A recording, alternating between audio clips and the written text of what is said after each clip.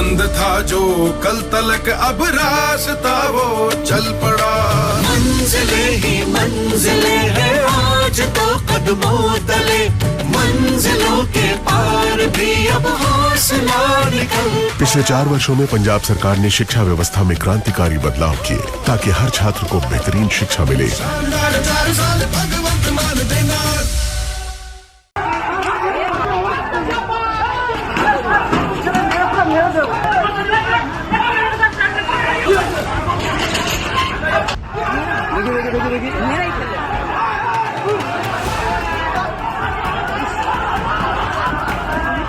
पश्चिम बंगाल में वाकई चुनाव अब शुरू हो चुका है। माहौल ऐसा गर्म हो चुका है दोस्तों कि इसकी तस्वीर आपको दिखाऊंगी तो आपको लगेगा कि भारतीय जनता पार्टी जिस पश्चिम बंगाल को जीतने का सपना लिए हुए पिछले कई सालों से बंगाल में दम भरकर चुनाव प्रचार करती है, इस बार उनकी स्थिति क्या हुई है और किस तरीके से भारतीय जनता पार्टी के नेताओं और कार्यकर्ताओं की पिटाई हो रही है, दौड़ा दौड़ा कर भगा कर मारा पीटा जा रहा है, आपको सबसे पहले इस वीडियो में दिखाने वाली हूं।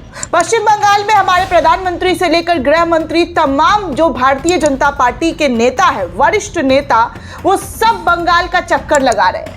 बंगाल में जा कर प्रदर्शन कर रहे हैं, जा कर जी हाँ रैलियां निकाल रहे हैं, मंच से बड़े बड़े भाषण दिए जा रहे हैं, घुसपैठियों का डर दिखाया जा रहा है, मुसलमानों का जो है इस देश में खतरा गिनवाया जा रहा है, वो सब कुछ हो रहा है। लेकिन इसके बावजूद भी लगता है पश्चिम बंगाल के लोगों के दिलों में भारतीय जनता पार्टी वाले अभी तक घर जो है वो नहीं कर पाए हैं, जगह जो है उनके दिलों में नहीं बना पाए हैं। तभी तो देखिए ना, पश्चिम बंगाल में चुनावी हिंसा का ऐसा वीडियो आया है जहां पर प्रचार के दौरान बीजेपी कार्यकर्ताओं की जमकर पिटाई हुई है, पुलिस समेत कई लोग घायल हो गए हैं। ऐसा खतरनाक पीटा गया है दोस्तों कि बीजेपी के नेताओं को, कार्यकर्ताओं को अपनी जान बचाकर भागने के लाले पड़ गए हैं। इस तरीके से मारा पीटा गया है। पूरा मामला क्या है, पूरी रिपोर्ट क्या है, आपको इस वीडियो में सबसे पहले जानकारी दे दूं तो चुनावी राज्य इस साल जो है, चुनावी राज्य पश्चिम बंगाल है, असम है, केरला है।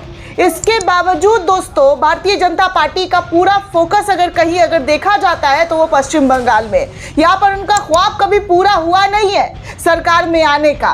कभी इससे पहले ममता बनर्जी से पहले सीपीआईएम की सरकार थी और अब ममता बनर्जी पिछले कई सालों से पश्चिम बंगाल की मुख्यमंत्री है। कितने यहाँ पर लड़ाई झगड़े होते रहते हैं पश्चिम बंगाल को लेकर, क्या कुछ भारतीय जनता पार्टी के जरिए आरोप नहीं लगाया जाता है। कहा जाता है हिंसा का गढ़ है, यहाँ पर फसाद होता है, यहाँ की मुख्यमंत्री गलत है, दिस डैट ना जाने क्या क्या भाषणबाजी कर दी गई है। लेकिन हालत क्या है दोस्तों कि यहाँ देखिए, दक्षिण 24 परगना जिले के बसंती में भाजपा उम्मीदवार विकास सरदार के चुनाव प्रचार के दौरान भीषण हिंसा जो है वो भड़क गई। बसंती बाजार के पास उपद्रवियों ने भारतीय जनता पार्टी के कार्यकर्ताओं को जमकर पीटा है और यही नहीं, पुलिस कर्मियों पर भी हमला बोल दिया है। बताया जा रहा है कि इस झड़प में कई पुलिसकर्मी और कम से कम 8 से 10 भाजपा के कार्यकर्ता बुरी तरीके से घायल हो गए हैं। मीडिया रिपोर्ट के अनुसार इस घटना के बाद कम से कम 8 उपद्रवियों को गिरफ्तार किया गया है। बताया जा रहा है कि हिंसा के बाद भारी संख्या में सीएपीएफ और पुलिस बल मौके पर पहुंची और जिससे स्थिति को नियंत्रण करने का प्रयास किया गया, क्योंकि मामला बहुत ज़्यादा खराब हो गया था, बहुत ज़्यादा बिगड़ गया था, जिसकी वजह से पुलिस बल को तैनात किया गया। सोचिए कि क्या स्थिति यहाँ पर रही होगी कि भाजपा के लोग भी पिटे हैं, पुलिस वालों की भी पिटाई हुई है। हालांकि हिंसा किसी भी कीमत पर सही नहीं है, लेकिन पश्चिम बंगाल में जब चुनाव आता है ऐसी हिंसात्मक घटनाएं लगातार देखने सुनने को मिलने लग जाती है। पश्चिम बंगाल के मुख्यमंत्री के ऊपर सवाल खड़े किए जाने लग जाते हैं। अब आप सोचिए कि भाजपा का रैली हो रहा है दोस्तों, भारतीय जनता पार्टी के नेता रैली कर रहे हैं और पिटाई उपद्रवियों के जरिए। अब ये कौन से उपद्रवी थे, कहां से आए थे, इसके बारे में फिलहाल कोई जानकारी नहीं आ रही है सामने, लेकिन कहा यह जा रहा है कि करीब दोपहर 1 बजे भाजपा उम्मीदवार विकास सरदार चुनाव प्रचार कर रहे थे और सरदार ने आरोप लगाया कि तृणमूल कांग्रेस कार्यकर्ताओं ने ये संयोजित तरीके से ये सारा हमला उनकी रैली पर करवाया। उन्होंने कहा कि तृणमूल कांग्रेस कार्यकर्ता ने सड़क जाम कर दी है और पुलिस पर भी हमला किया है। तृणमूल ने बीडीओ और स्थानीय प्रशासन के साथ मिलकर भाजपा पर हमला करने की कोशिश की है। वो अपनी हार से डरे हुए हैं और कह रहे हैं कि मेरे भाई पर भी हमला हुआ है, कई वाहनों को तोड़फोड़ किया गया है, क्षतिग्रस्त कर दी गई है, स्थिति को पूरी तरीके से खराब कर दिया गया था। ऐसी स्थिति पश्चिम बंगाल में भाजपा के चुनाव प्रचार में देखने सुनने को मिला है। इस घटना से संबंधित एक वीडियो भी सोशल मीडिया पर काफी वायरल हो रही है दोस्तों।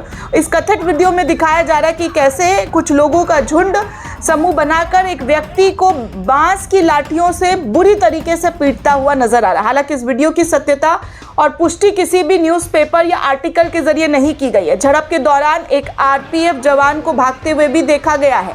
मीडिया रिपोर्ट के अनुसार एक घायल बीजेपी कार्यकर्ता ने बताया कि लगभग 8 से 10 भारतीय जनता पार्टी के कार्यकर्ता घायल हुए हैं और कहा जा रहा है कि मैं पुलिस वैन में था और बसंती बाजार के पास मुझ पर पीछे से हमला किया गया।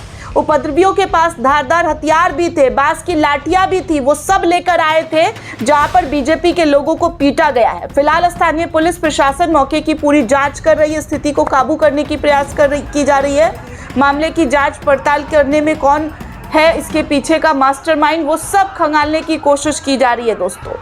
जी हाँ, ये सारी तस्वीरें जो है वो सब कुछ खंगालने की कोशिश की जा रही है कि आखिर इसके पीछे का माजरा क्या है और पश्चिम बंगाल में ऐसी क्या चीज़ें जो है अचानक से एकाएक भारतीय जनता पार्टी के जो रैली थी नेताओं की उसमें इस तरीके का बवाल कैसे मच गया। लेकिन आपको बता दूं, अभी कुछ दिन पहले प्रधानमंत्री नरेंद्र मोदी भी पश्चिम बंगाल गए थे दोस्तों, जहाँ पर भीड़ इकट्ठा किया गया था और कई वीडियो भी सोशल मीडिया पर वायरल हुए थे। हालांकि उस टाइम पे हमने आपको खबर नहीं दिखाया था क्योंकि इस वक्त वॉर जितना चल रहा है और तमाम कवरेज जो है उसमें बहुत सारी चीज़ें हो जाती है जो आप तक नहीं पहुंचा पाते हैं। लेकिन जो खबर इंपॉर्टेंट होती है वो ज़रूर आप तक पहुंचाते हैं और पहुंचाते रहेंगे। उस वक्त भी हुआ ये था, अभी कुछ दिन पहले की बात है, ज़्यादा दिन पहले की बात नहीं है, जब अभी जो लास्ट प्रधानमंत्री जी प्रचार करने गए थे तो प्रचार के दौरान जब लोगों से पत्रकार ने पूछा कि आप जो है यहाँ पर क्यों आए हैं तो उन्होंने कहा कि हमें दारू बांटा गया, शराब बांटा गया, इसीलिए हम जो है शराब की लालच में आए हैं। यह स्थिति है भारतीय जनता पार्टी की दोस्तों पश्चिम बंगाल के अंदर।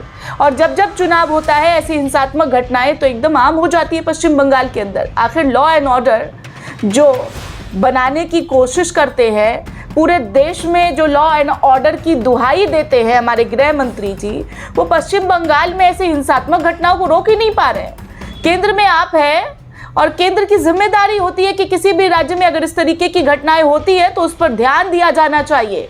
चलिए, राज्य के आप बार बार आरोप लगाते हैं कि ममता बनर्जी की पार्टी ये सब करवाती है, तो ममता बनर्जी की पार्टी का जो करवाती है वो सबूत तो लाकर दिखाइए कि कैसे ममता बनर्जी यहाँ पर अपना दबदबा बनाने के लिए बीजेपी के लोगों को पिटवा रही हैं।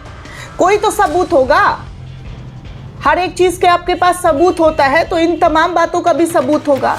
लेकिन फिलहाल पश्चिम बंगाल की जो तमाम हालात है वो बहुत बद से बदतर दिखाई दिए जा रहे हैं, क्योंकि चुनावी प्रचार प्रसार के दौरान अगर इस तरीके से लोगों को मारा पीटा जाने लगे तो स्थिति बहुत बेकार हो जाती है और किसको फ़ायदा और किसको नुकसान होगा ये आप अच्छे से अंदाज़ा लगा सकते हैं कि चुनाव में अगर खुद को पिटता हुआ दिखाया जाए तो इससे किसका फ़ायदा होगा, कौन फ़ायदे में रहेगा।